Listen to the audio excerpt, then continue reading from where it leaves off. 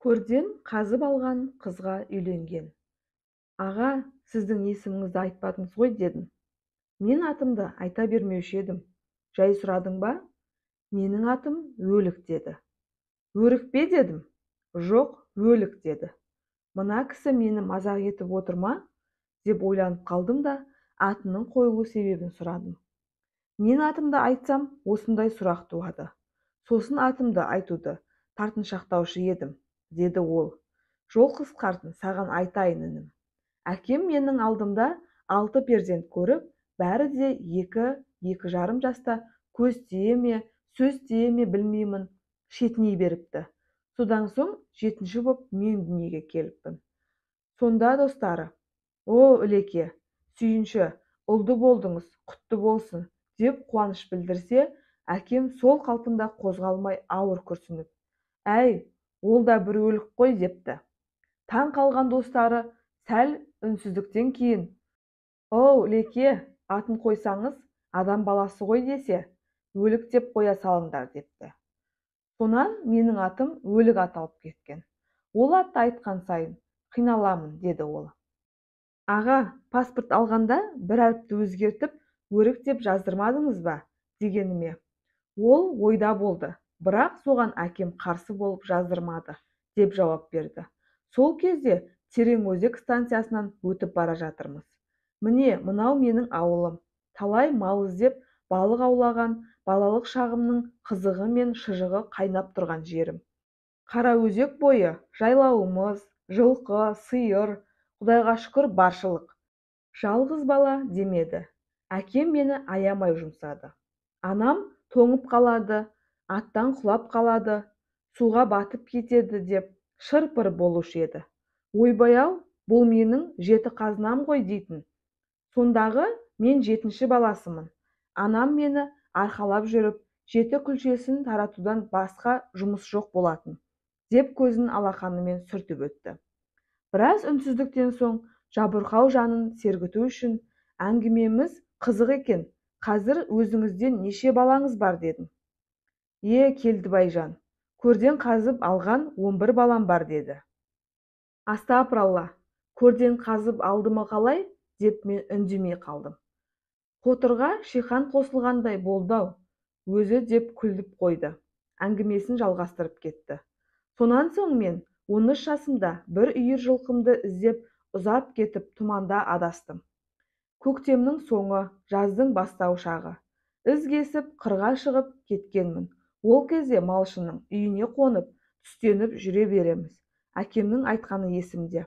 Адасқан адам молаға жақын барып түнесе, бәле-жәледен, қауіп-қатерден, әруақтардан қорғайды деген.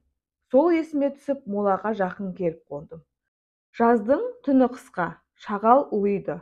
Байғыздың даусы қатты қорқынышты. Оған қоса жылаған адам даусынан қорқып ұйықтай алмадым. Таң бозара моланы араладым. Жылаған адам даусы жақын жерден шығады. Әйел даусы.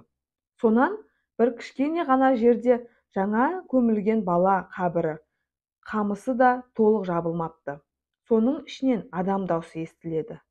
Тездетіп қабірді қаза бастадым. Сөйтсем 9 жасар қыз баланың денесі. Дереу үстімдегі шекпенімді шештім де қызды орап, атқа мінгізіп атымды жетелей жөнелдім. Осы маңайда ел бар екенін байқадым. 1-2 қыр асқан соң көл жағалай жағалауға тігілген 10 шақты үйлерді көріп қуанып кеттім. Жақындап барып, атты талға байлап, қызды түсіріп көлеңкеге отырғыздым. Жаңағы ауылға жаяу келіп, шеткі үйден жуырда адам жерленген үй бар ма дедім. Анау үйдің немересі шетінеп, кеше жерлеп келді деді. Жүгіріп сол үйге бардым. Үйден бір әже мен 30-дар шамасындағы ер кісі бар екен.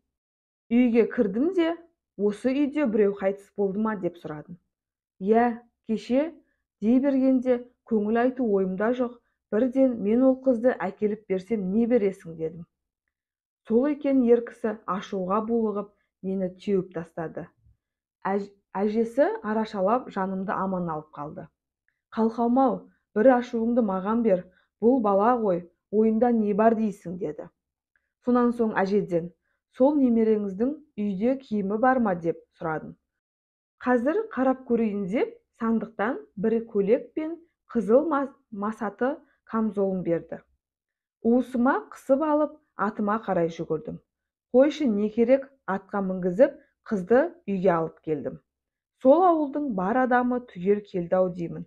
Жылап жатыр, қуанып жатыр. Ал мен болсам, қарным әбден ашқан тамақ жеп жатырмын. Ол кезде 13 жасар баламын. Жаңағы әжем менің алақанымды сипап отыр. Рахмет, балам. Осы баланы Құдай алдында саған телідім. Үйіңе алып кет демесі бар ма? Шошып кеттім. Жоқ, әже, мен мал іздеп адасып, елімді таба алмай жүрген баламын, деп атыма міндім де тартып кеттім. Ол кезде жолда көрген білгенін айта бермейтін кез. Жаз өтіп, күз келді. Дастархан үстінде сөзден сөз шығып, көке, мен моладан тірілей көміп тастаған адамды қазып алып, үйіне апарып бергенмін дедім. Көкем, сандалмай тамағыңды іш деп жегіп тастады. Шын айтам, 9 жасар қыз екен дедім. Әкем, қайталап айтшы деді. Иә, әке, маған сол қызды сұраусыз саған бердім. Алып кет деді. Мен атқа міндім де қаштым. Деу мұң екен, әкем біраз жерге апарып тастады.